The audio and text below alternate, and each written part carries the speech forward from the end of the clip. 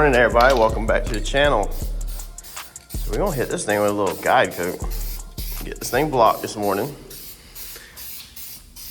and get this thing painted.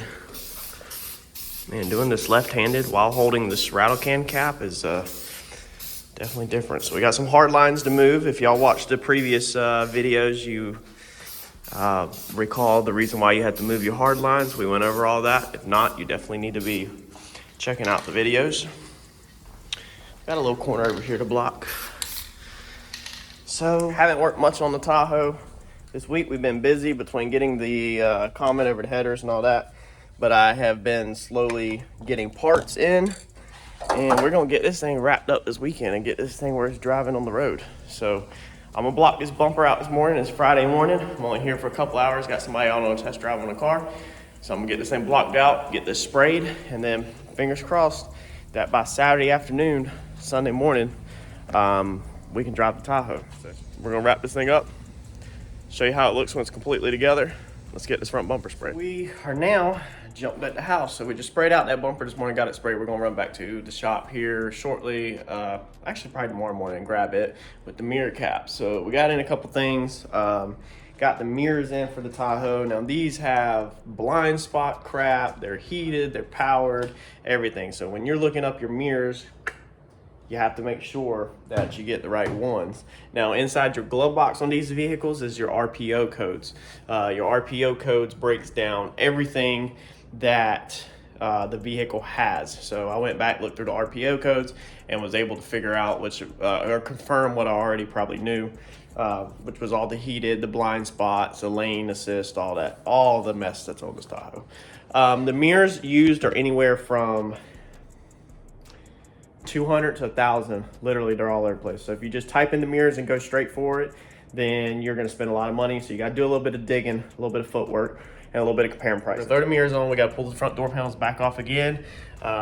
Take them off because you have to get your wiring, you have to hook your wiring up and plug all that mess in. So she's got a brand new battery in her. She's dinging, she's fresh, and we're ready to get this thing cleaned up this weekend, hopefully on the freaking road.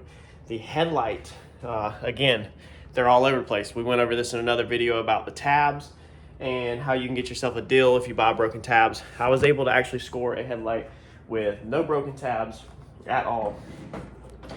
That's what I got. So the ad said that it had some hazing. Now, I don't care about haze on the headlights because I'll wet sand them and clear coat them. The problem is when I got them in, I'll show you, they're not hazed. So the seller said they were hazed, they're not. It's actually crap on the inside of the headlight. So here's what it looks like, and you can kind of see the dirtiness. And if you were here in person, I don't know if you can tell on the camera, but that's on the inside. You can almost see some dirt up in here. You know, it's almost like a dusty, dirty film. It could have been a flood vehicle. Some of these that they part out of flood vehicles, and it's water, dirty water gets inside of them and then settles in here. Other ones are in dusty areas or dusty junkyards, laying somewhere with no caps in the back, which all the caps are in them. So sometimes if a seller leaves the caps off, then they'll get dust on inside of them. But I don't know what's going on inside there, but it sucks because I can't just wet sand and buff this out because I can tell that this crap is on the inside of the headlight. So what we're gonna try to do is flush it out with a water hose. So we're gonna try to fill this headlight full of water, slosh it around in there, drain it out, and see if that will flush out some of the dust and grime and make it look like new from the inside. I'm hoping, because I'm not ordering another headlight right now. So hopefully we make this one work. We already got the other one. We put it in at the shop. I don't even know where we left off on this freaking job, but as you can see, it has a condensation problem. So it has condensation in it. A lot of times that's just from the headlight having moisture in it, temperature change where it can't get out. So what we normally do is we'll come in here from the bottom and we'll drill some good sized holes into the plastic housing that will allow, you know, some air to flow through there and evaporate stuff out. That way, as soon as the headlights come on, within a couple seconds, the heat that builds up inside here will evaporate all that out. That's a very good trick to do if you have condensation in a headlight. So I'm gonna get these drilled so they can start airing out. Hopefully they don't have an issue. If this one continues to have an issue and this one does not come clean, then just chalk it up as a slight loss on me. I'll order a set of aftermarket headlights for $300 to $400, $450-ish, somewhere in there. And then we'll put these OEM ones up for sale, and somebody that's rebuilding one somewhere would definitely pay me for exactly what I paid for the other ones. Besides that, we have not wet sanded and buffed either fender, hood, or door. And honestly, not really concerned about the hood. Not really concerned about the fenders. The door is the only thing I might buff. We did have some problems in the clear coat. You can see right there in the reflection. So this is actually the reason why I quit doing customer work this past week. So this is the problem that we've been having with the heat down here in North Carolina, is I was pounding it on so thick, I'm pretty sure this is solvent pop. You literally can't feel it at all, but you can see it in the reflection. And it's really hard to see outside because the white is so bright.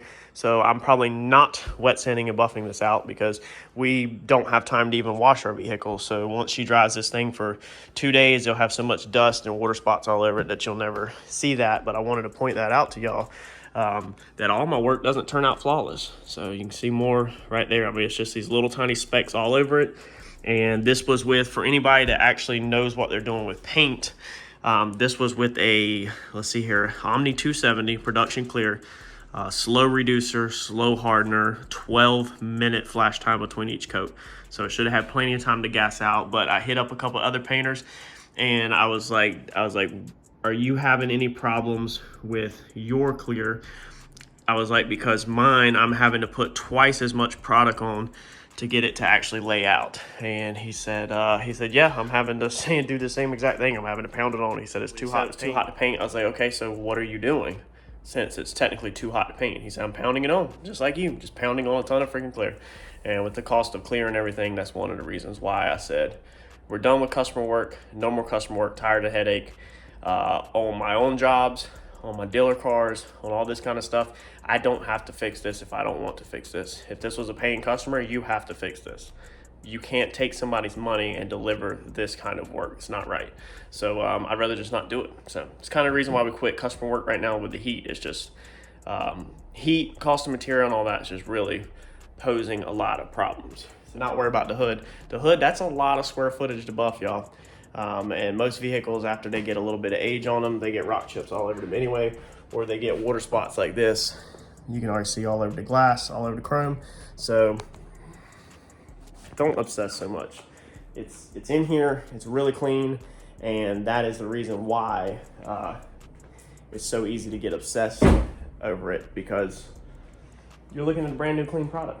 So let's get at it. Let's get this front end together, and let's see what this thing looks like outside.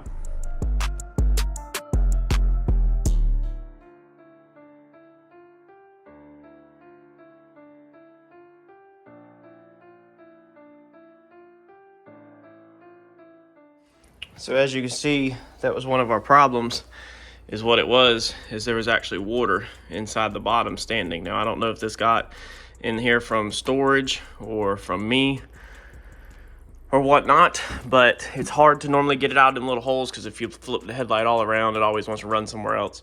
So I think we'll be fine now that I know that it was holding water, because what it is when it's holding water, then just like everybody understands that rain goes up, the sun tries to pull stuff up. So what it was is the heat, everything, the condensation is trying to rise to the top of the lens, and it can't escape, so that it falls and rises and all that. And we put another hole over here, right there.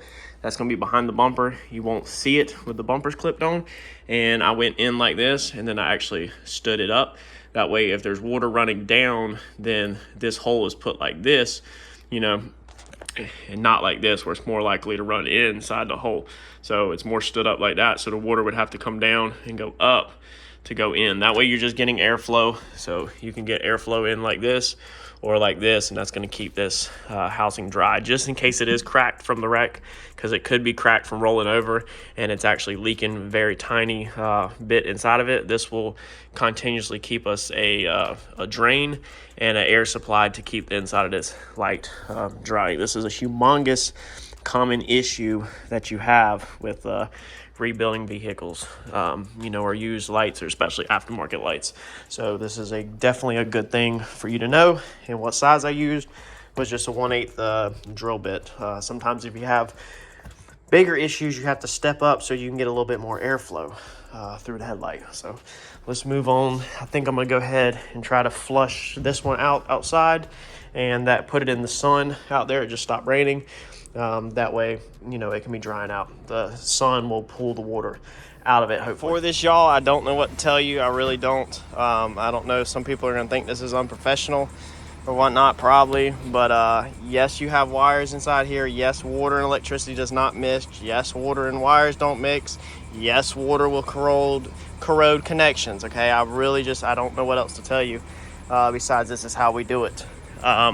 Sometimes it works, sometimes it don't, but I'm not putting it in my vehicle without trying it to see if it will at least work. Let's see here, let's get a stream going on this thing, and then we're gonna do it. This is not a HID headlight. If it was a HID headlight, you would need to make sure that you're not wetting your ballast or getting any electrical modules wet.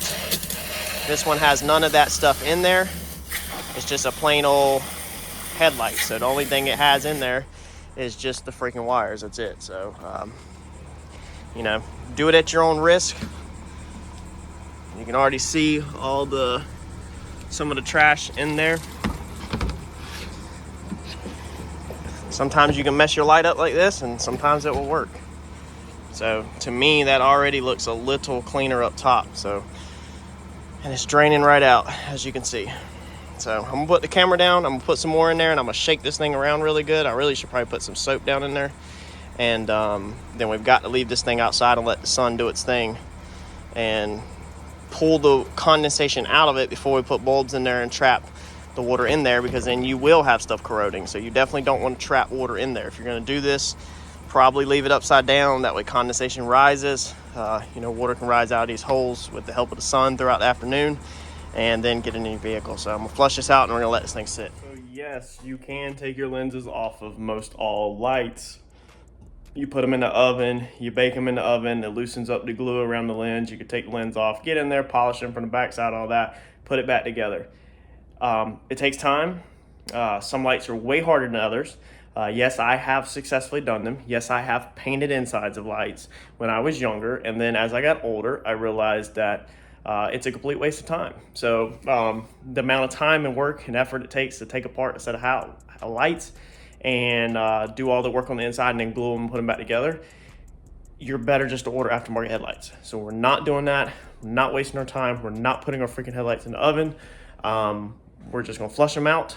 I'm gonna let them sit out there, let the heat do its thing. Here in North Carolina, it's like an oven out there by itself, and see what results we get. Like I said, if we don't like them, we'll order aftermarket headlights. I just wanted to address that because I know I'm gonna get that comment at some point. Oh man, talk about frustrating. So we got the, oh man, only this stuff happens to me. So we got the mirror put on that side, okay? So I come over here, put the mirror on this side. Took the door, got our door panel off and everything. Yeah. That doesn't work. I have no clue how I did that, because I literally was trying to pay very close attention to making sure I got a right and a left. I'm about to go back and check on eBay now to make sure the seller didn't send me the wrong one, which I'm pretty sure they did not. And swore I brought a right and a left, but it looks like I literally have two driver mirrors. And you can drive your vehicle without a mirror, but we all know my wife probably shouldn't be driving it without a side view mirror. And the dealer is just way too high to get it local. So let's take a break, regroup, get on eBay, figure out what's going on. And if we have to, let's get another one on the way. This stuff only happens to me, I swear. Nope, sure enough, this was not my mistake. I was gonna say, I do this for a living. I do make mistakes, I do.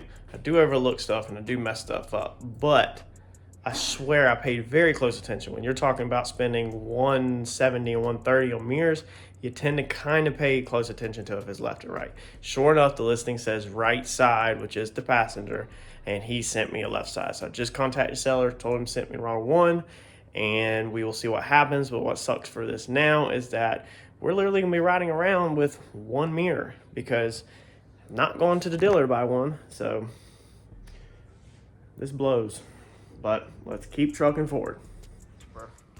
How did we get two of the same mirrors? And look, we done took everything apart because we didn't catch it beforehand. Who took all this apart? Your dad? Yeah. And we didn't even catch it. See, if we would have been smart and caught it before we took all this apart, now we wouldn't have to put it all back together. Herbert, I think this is your fault. Wow. Yeah, I'll put you in there.